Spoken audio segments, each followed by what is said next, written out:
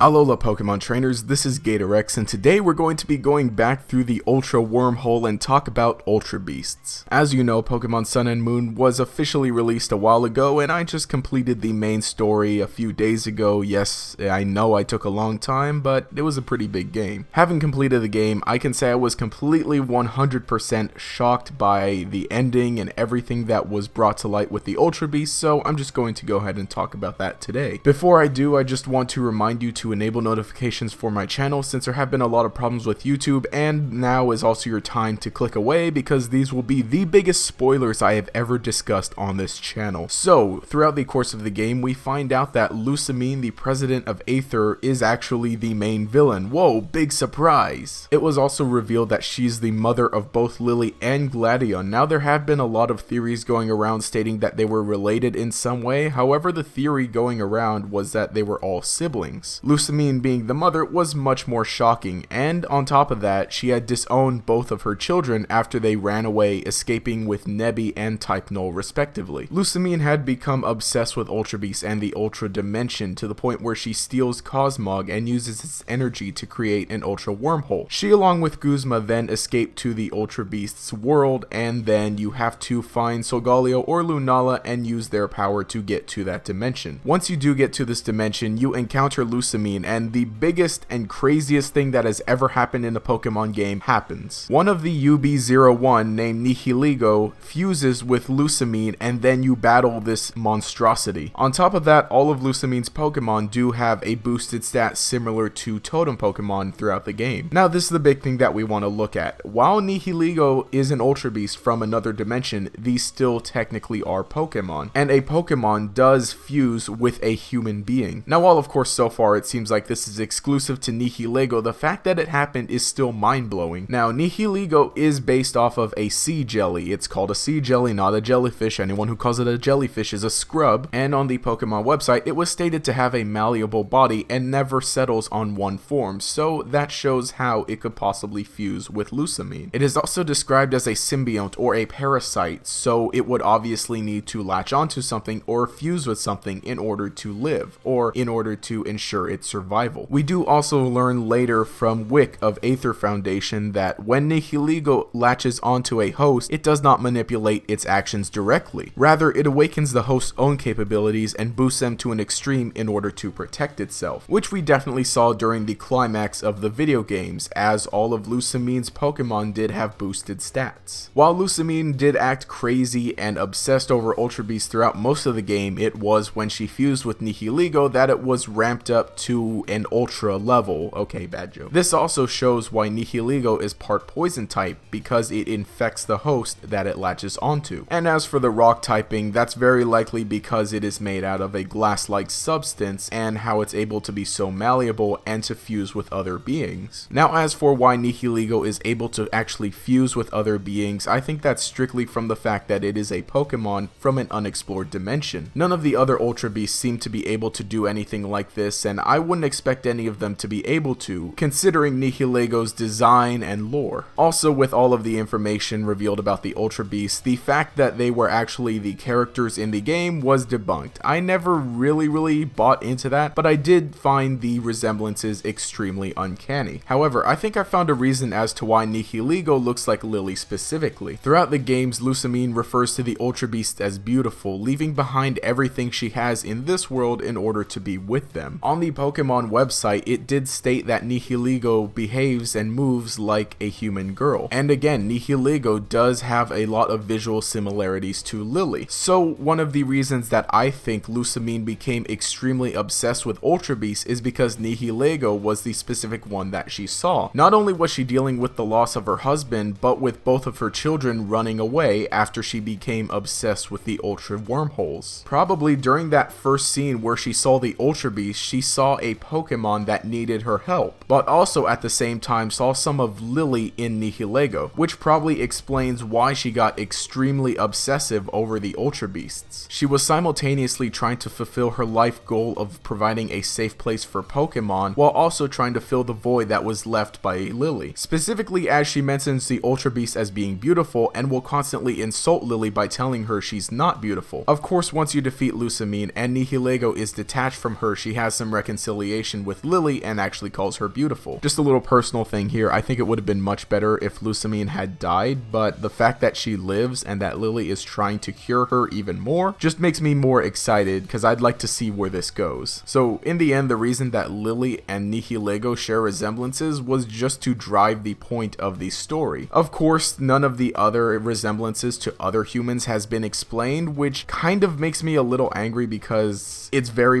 obvious in some of them. Well, mostly specifically UB02 Pheromosa. But the fact that both Pheromosa and Buzzswole are version exclusives, it doesn't make sense for Pheromosa to have any relation to Lusamine. Again, I definitely would like to see what else becomes of human and Pokemon fusion. Of course, I would like to see what comes in the future of human and Pokemon fusion, but this one part was a good enough taste, I feel. However, I hope that in the next game, everything is explained a little more or cleared up, or at the very least, we just get to see more of the mystery. Really, this wasn't as much of a theory as it was a discussion about some of the information that had come out, but I would definitely like to continue thinking and discussing and possibly theorizing what else we could get out of these games and out of the Ultra Beasts. Really, I don't know whether to feel disappointed that we didn't get a lot of information or glad that we didn't get a lot of information, because then it builds a mystery and it doesn't ruin Pokemon as some people thought that Ultra Beast would in the past. Well, okay, it might ruin the metagame, but we'll leave that for another day. Anyway, that's been it for this video. It was different and it was a theory, but more so a story theory rather than a science or other sort of explanation theory. Well, then again, a lot of my other theories are kind of story driven, I guess. Let me know what you thought down in the comments below, and also remember to leave a like to show your support. And while I have your attention again, I just want to remind you about enabling notifications because YouTube is going through an apocalypse right now. And lastly, if you'd like to see the true fusion between humans and Pokemon, you can check out my last video about the top 8 NPCs in Sun and Moon. Anyway, this has been GatorEX. Have an ultra day.